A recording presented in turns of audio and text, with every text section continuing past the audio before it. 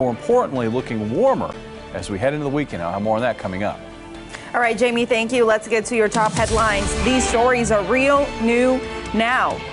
We speak with the senior vice president of the St. Louis Cardinals just days after the Springfield affiliate filed suit against the owners of Hammonds Field. Could the lack of stadium improvements cause the club to look for a new place to play? Local groups here in the Ozarks are looking to make Narcan available without having to show an ID. Officials weigh in on whether it should be in stock for pickup at the Greene County Health Department. A controversial voter ID law is moving through the state legislature. Why some lawmakers say having to show a photo ID at the polls is voter suppression. Ozarks Fox News at 9 starts right now. Real, new, now. This is Ozarks Fox News at 9. Well, good evening and thanks for joining us tonight. I'm John Adams. And I'm Jennifer Abreu. Parking price increases and a lack of stadium renovations is what the Springfield Cardinals is stating in its lawsuit against JQH Trust Fund and JD Holdings. After Hammond's death, JD Holdings is the business that became the landlords for both the parking lot and the stadium. Now, our Francis Lynn joins us tonight in the studio to break down exactly what is all in this lawsuit. What are they discussing, Francis? Well, when the new Hammonds Field opened about 15 years ago, it was said to be one of the best minor league baseball parks in the U.S.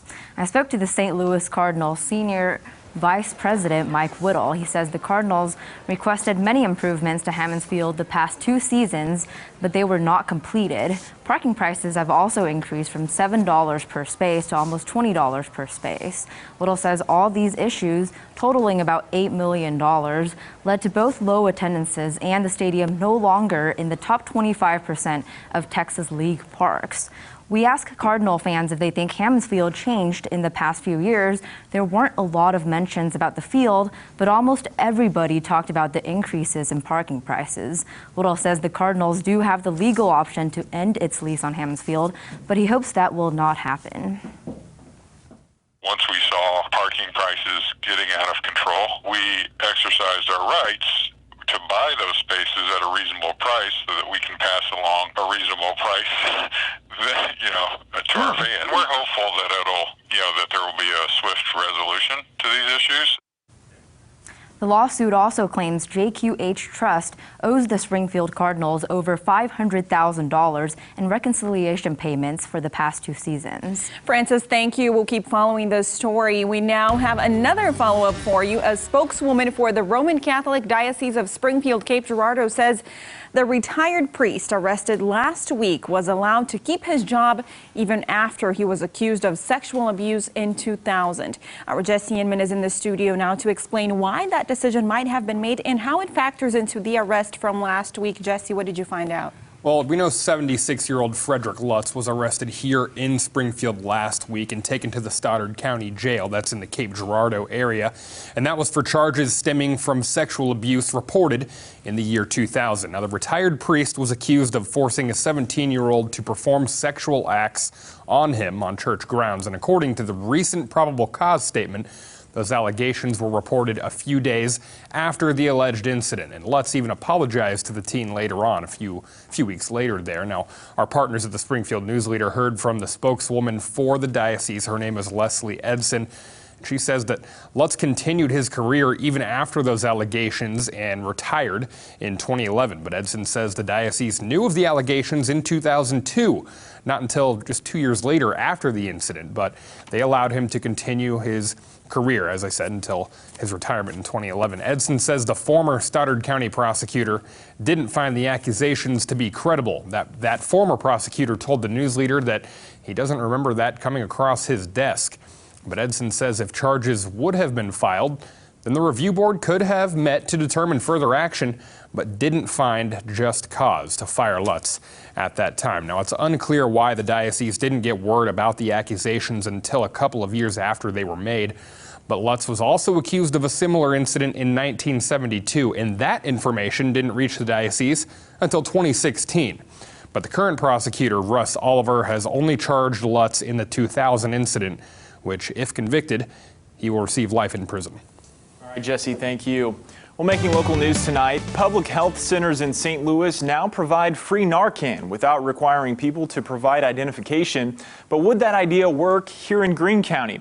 We spoke with Better Life in Recovery, the Springfield-Greene County Health Department, and State Rep Crystal Quaid. They all say the idea could benefit Greene County. Better Life in Recovery has actually been providing free Narcan since last year. Narcan can revive individuals who have overdosed on opioids. Katie Towns with the Springfield-Greene County Health Department says making the drug more accessible is something her team is working to do. We work with the Mahope Project, and David Stoker and his group are wonderful about getting that supply out into the community. We also have several other partners in our community that are helping with distribution, and so we're very supportive of those efforts. As for Representative Quaid, who lives in Greene County and serves on the Better Life in Recovery Board, she believes Narcan should be available here and across the state as well. College students doing their part to save the life of a stranger. Some at Missouri State University added their name to the blood marrow donor file today. The National Marrow Donor Program says only 30% of patients needing a transplant will have a family member who is a full match. To get their name on the registry, students first have to watch a video to know exactly what they are signing up for if they are a match. The event was a partnership between the DKMS Donor Registry and Love Your Melon, an organization which helps individuals and families battling pediatric cancer. Well, taking a look around, a new program at the St. Louis Lambert International Airport could soon mean shorter wait times through security. The airport is now the 34th in the country to get the CLEAR program, which uses biometrics like fingerprints and facial scans to create passenger profiles. After a passenger signs in, confirming their identity, they still must go through the physical TSA check, whether that's pre-check or the standard line. But when it comes to new technology and personal data, there are concerns over safety. We secure their information on our servers. We don't share it with the government. We don't share it or sell it to any third parties, and we keep things very secure.